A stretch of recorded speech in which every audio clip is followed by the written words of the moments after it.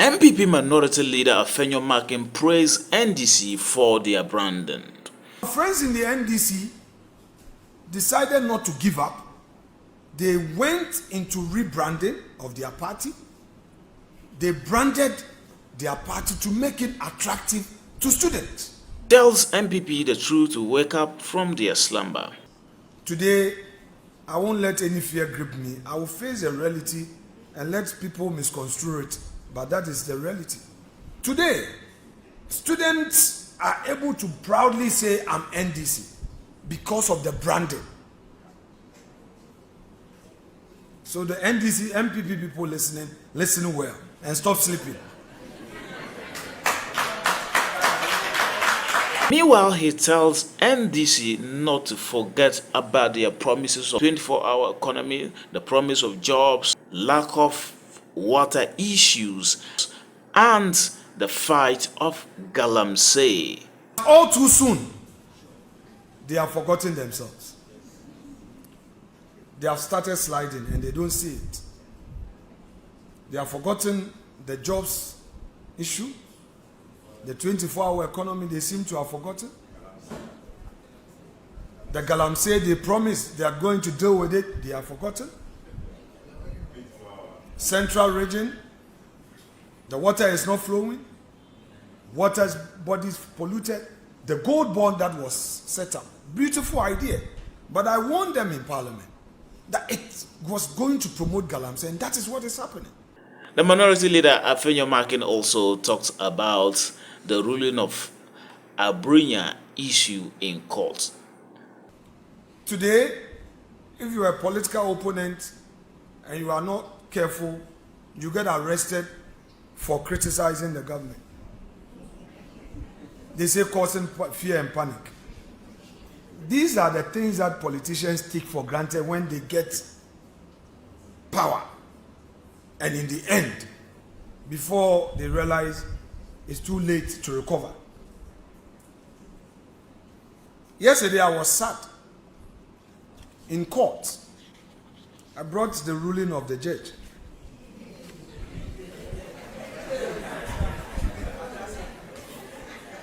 I was the lead counsel for Abronya.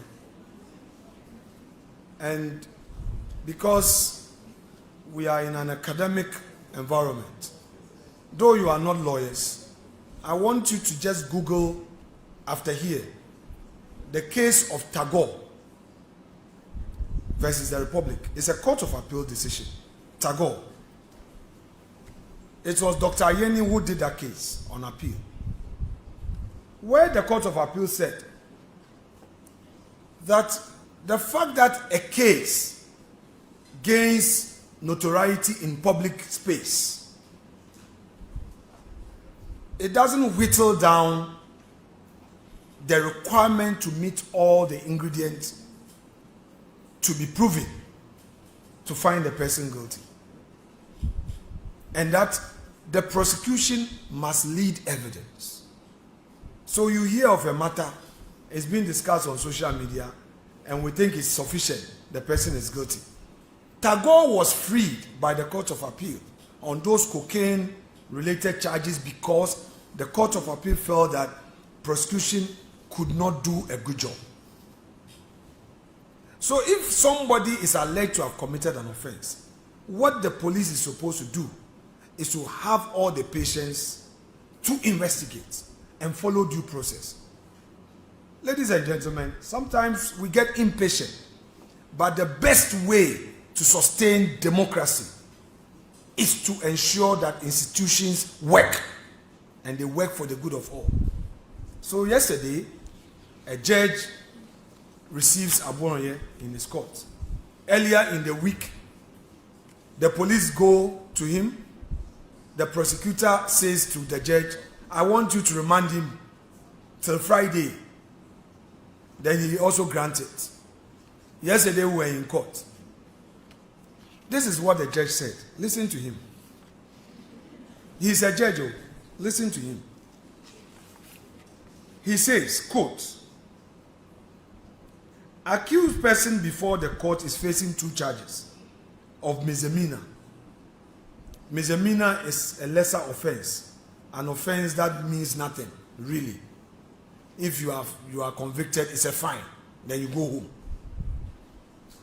This is important. It says, however, in this instant case, the court will not look at only the charges being misdemeanor, but will extend it to the position of the IGP to the country. That is the head of the police service. The words which came from the accused person is likely to put the security of the nation into disrepute. Then he goes further to worsen the matter. He says, it is always said that all persons are equal are equal persons, but in practice, it is not so. Then he quotes George Orwell's satire, The Animal Farm. One of the commandments is that all men are equal, but some are equal than others. Translated into this case, all men are equal, but some are more equal than others. This is what the judge said. To remand Abronye into custody again.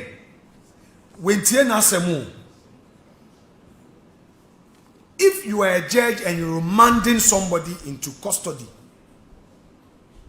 what you are basically saying is that if the person is granted bail, he may not come to court for trial, or he would interfere in the investigation. The judge did not say this in his ruling. He says that the matter involves IGP. And all men are not the same. So if you are involved in a matter with somebody who is considered a big person in society, you go to jail. Such a dangerous precedent. If we don't talk about it, where would be our democracy? And ladies and gentlemen, I am privileged to have been part of ECOWAS Parliament. I have roamed through the sub-region. Ghana stands tall, but we can make it better.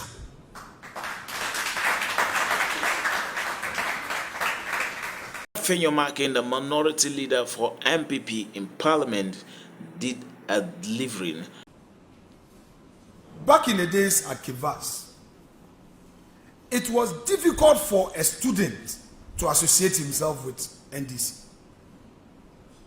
When we were at the university, if you want to contest for leadership on campus, and anybody there says you are an NDC, you will lose.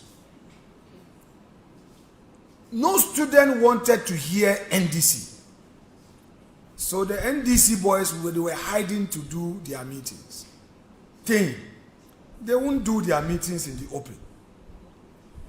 But MPP TESCON took things for granted. And there was a time I was commending NDC for their transformation. It was misconstrued. Today, I won't let any fear grip me. I will face the reality and let people misconstrue it. But that is the reality. Our friends in the NDC decided not to give up. They went into rebranding of their party. They branded their party to make it attractive to students. I remember Casford Hall, my own cousin, was contesting for Casford Hall presidency. I was his campaign manager. Last minute he lost. And after the election, we were told that, there was some NDC pickup at Ogwao Hall area. And he was talking to the president. Somebody used as campaign propaganda. So that is what made the student vote against him. But today, 10 may even be popular than TESCO. Today, students are able to proudly say, I'm NDC, because of the branding. So the NDC, MPP people listening, listen well and stop sleeping.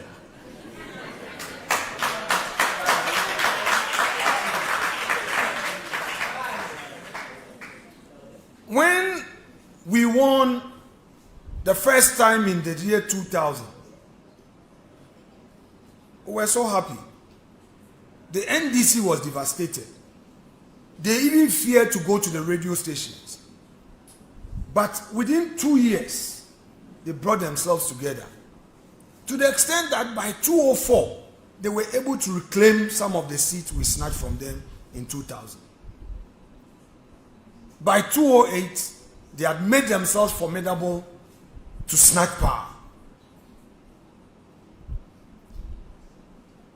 Then we went back to prepare ourselves for 2016 after the disappointment in 2012, and we got back power, got the highest majority seats ever, 169. Again, we went to sleep. We thought it was all about free SHS, whereas our friends were breaking it into pieces and crashing the impact of free SHS. I'm sure all of you are free SHS products.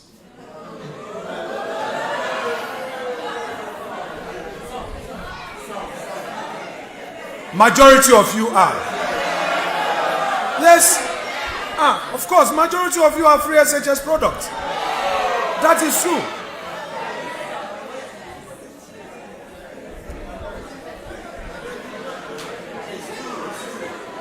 Hello.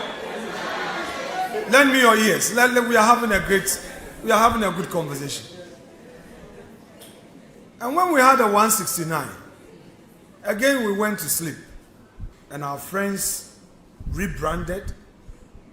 In fact, some people even thought it was over for JM. He's lost by over 1 million. But in politics, branding, packaging is everything. Of course. So if you are aspiring to be a political strategist, take this from me. Branding, packaging is everything. So within 8 years, our friends could come and create a deficit of 2.1 million for us.